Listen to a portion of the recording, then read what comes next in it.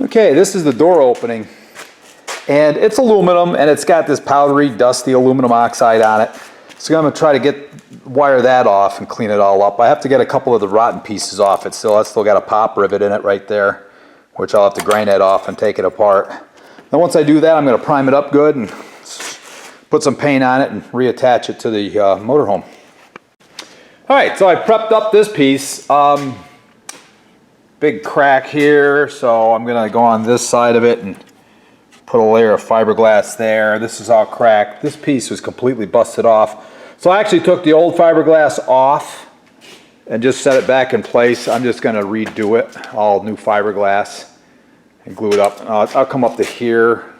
Probably I should relieve that edge a little bit just to keep it from cracking. I probably should grind out and just lap it over. In fact, I will, but I probably won't do that. Got a little spot here I got to catch. It's just a little bridge that connects this brow piece to this piece. So I'll lay a couple pieces of fiberglass over that. Get that hooked in. This is all busted through here. So that's going to get a couple new layers of fiberglass. I got everything all roughed up, cleaned up with the grinders and the vacuum cleaner. Right now what I'm going to do is I have this as a mounting piece. There was a bolt here and a bolt here. And as you can see, that just all busted away. So I want to get my shape back. So I'm going to use this piece of steel in here. And I'm going to place it there like that. And I'm just going to use some automotive lightweight body filler to stick that to it, basically. I'm going to stick it to this, and then I'm going to cheat a little bit because, well, it's about a 1/4 inch. They don't want you ever going over a 1/4 inch with the body filler, but I'm going to fill that out, just make that nice and smooth. It pretty much is a hidden piece anyway, but I want it solid and strong.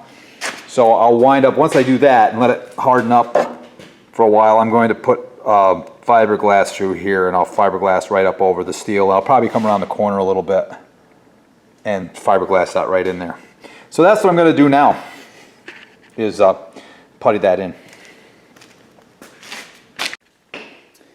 All right, schmooze a little putty on this thing.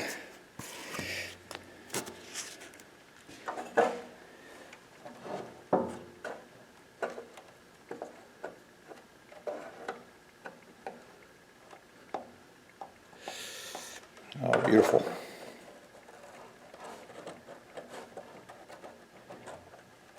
Oh yeah, it's like setting tile. Setting that piece in there. Now I've mixed up too much putty, which is usually the case. And I prepared a couple spots outside on the actual motorhome I can use it up on. Well, I think I did, maybe. I don't know, we have to see. Have to see how far I get with this. That looks like it's pretty good.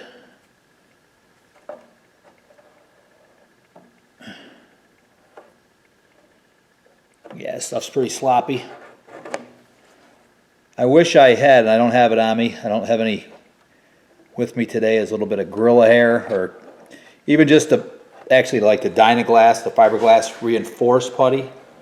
I like using that in these situations because it's easy. It's got fiberglass in it. It's reinforced. This stuff's crazy strong. This stuff's crazy strong. I got a little bit of extra here. I'm going to take it out and put it on the bus. Okay, cut out all the fiberglass pieces I need. I'm doubling up most of this stuff. Here I'm not going to bother because it's really strong. I'm just going to slap that in over that crack for reinforcement. But when I do the other side, I'll strengthen it up. But yeah, pretty much everywhere else I've cut 2 pieces for each spot. And then we're going to mix up the resin and slop it on there, and then saturate the mat and throw that on there and squeegee it all out. So we're going to see how good these Teflon pans are. They're a cookie pan. That's like a cookie sheet, a baking sheet. This is good cooks from Essentials. We'll see if that Teflon's all it's cracked up to be with fiberglass resin. We'll see if it sticks or not. I'm just kind of curious. Cheap dollar store scissors work good on that. What I patched here, I started with an 8-foot square of fiberglass bat, and I used up pretty much all of it. That's what's left of it. It's like an 18 by 1 inch or 1 foot 18-inch, 1.5 by 1 or something like that. So I'm gonna start mixing up some resin and see what happens. I haven't done fiberglass and my gosh, I couldn't tell you how long. But we're gonna give this a try, see what happens. Well, that's a messy ordeal. I got most of it. I made a batch about 1/3 of that gallon of fiberglass resin that's sitting there. And hopefully I proportion it right. I figured just a little bit over like a 1/3 of that too. So yeah, I got that schmoozed on there. It's just using a cookie sheet like that was great because I soaked that. I also used that foam brush and painted it all on first so that I knew I had good, it was really caught into the base material before I even started putting the mat down. Because I'll tell you, just, you know, you just soak the mat and stick it on, but I think I did the right way because I sure do have a lot of it there. It's drooling out over onto the table and stuff, so once that stuff hardens up, I'll have to scrape it off. That's going to be tough, but it doesn't matter that much. It's a work table, so hopefully that'll all stick, and then I'll trim it up and put the next coat on. This is all going to be good enough because I double and triple layered most of it. What I got here, a loose spot? Yeah, loose spot. Oh, that happened. Everything looks pretty tight now. Got most of the bubbles out. So I think that's going to strengthen that up pretty good. Over here was that big crack in this. So I really gobbed in the rest of the resin and put one layer over it. And I just didn't have enough resin mixed up to do any more. So I just painted that on, and now I'm going to let that set. I got some extra resin on that, but I don't think that's going to hurt anything. I'll just have to put more on when I do that part. So that's what I got on this. All right, we got these pieces all looking like Frankenstein's monster with cleats and stuff. So this is the good side. Yeah, obviously the back side I just fiberglassed up. Took forever for it to set. I think it was a little chilly in here. It's, I don't know, it's probably about 60, maybe 58, 60, but don't look too bad. There's a little nub where it dripped through. I'll grind it off flush. So I'll have to grind this stuff up a little bit and then work on this side. Try to make it look presentable. I'll grind this V out, grind a V out in here where it's all cracked and kind of shattered. This spot here, can't really see it on tape so much, but this is quite a bit lower than this, about 1/4 inch.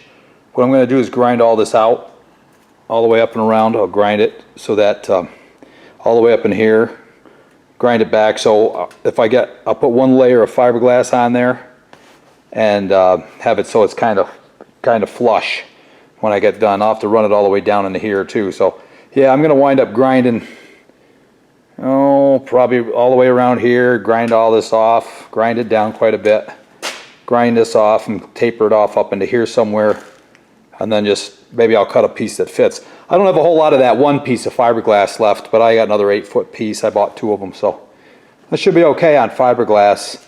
This here I'll just cut out. This is finally pretty much setting up, so I'll just trim this back out like it was originally. That's where the bumper, one of the bumper brackets goes through there. Yeah, this stuff really took forever to set. I hope it don't all peel off like that.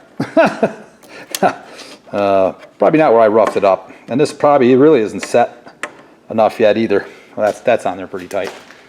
So I probably will let this stuff all sit till tomorrow, maybe even the next day, and I'll hit it again. And I'll take out these screws and take out all these bandages. I took this one out already. It came out pretty easy, no problem. It's because I ground these screws off, so they're just flush on the other side.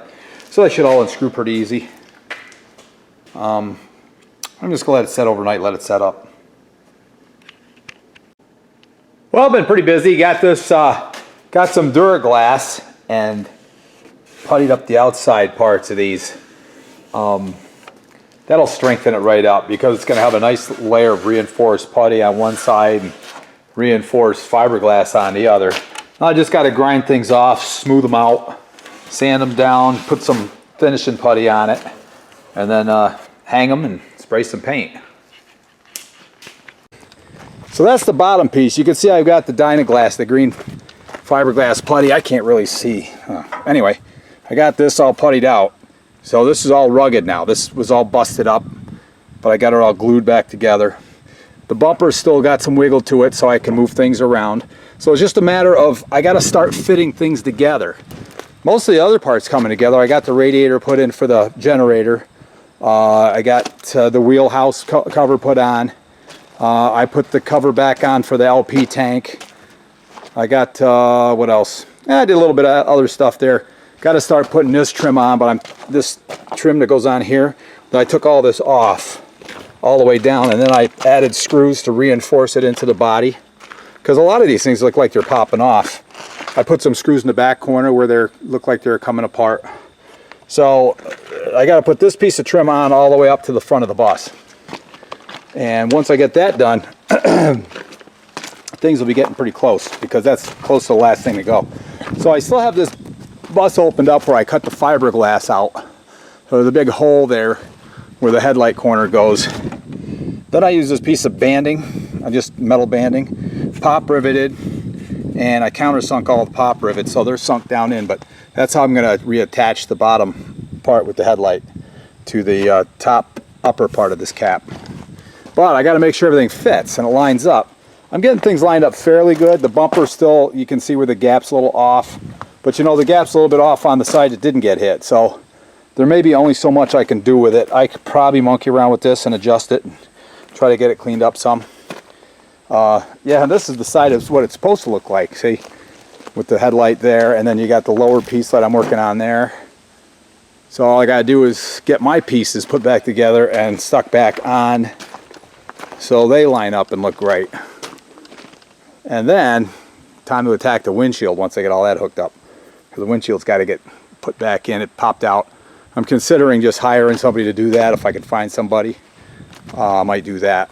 I got to clean up some of this putty here and get rid of these reinforcement screws. What I did was, you can see back in here, I put a little strut in here because this was just wiggling back and forth. So I got that tightened up so it's not wiggling anymore. This crack here, there's not a whole lot I can do with that. Maybe I could just putty it over or something. It's so rugged and solid. This maybe what I'll do is put a strap behind there just to tighten this up where the windshield wiper wiggles a little bit, but most of that's pretty darn rugged. So, well, that's where I'm at right now. It's about a day's worth of monkeying around, at least. Probably got, well, probably a day and a half if I'm figured that up. I got the bumper pretty decent. I put it in the press and squished out the dents and stuff, but it's stainless steel. I could go crazy and use a TIG and weld these shut and grind them off and polish it out, but I'm not doing all that. It's just not worth it to me. Well, I got things slowly going back together on this bus here. Got everything pretty much puttied up and fiberglassed up and everything like that, and I got the bumper straightened out. Had to take it over to the backhoe and give it a little squeeze. It was like flared out, so I had to squeeze that down. So now it's a matter of putting all the parts on, trying to get them so they're going on straight. So it's kind of a matter of, I put the bumper on, then I had to see how it worked with the generator house pulled back in towards the bumper, and whether things were fitting, and it wasn't, so I had to drop the mount for the bumper down a bit. So I did that. So now I'm working on the bottom piece over here.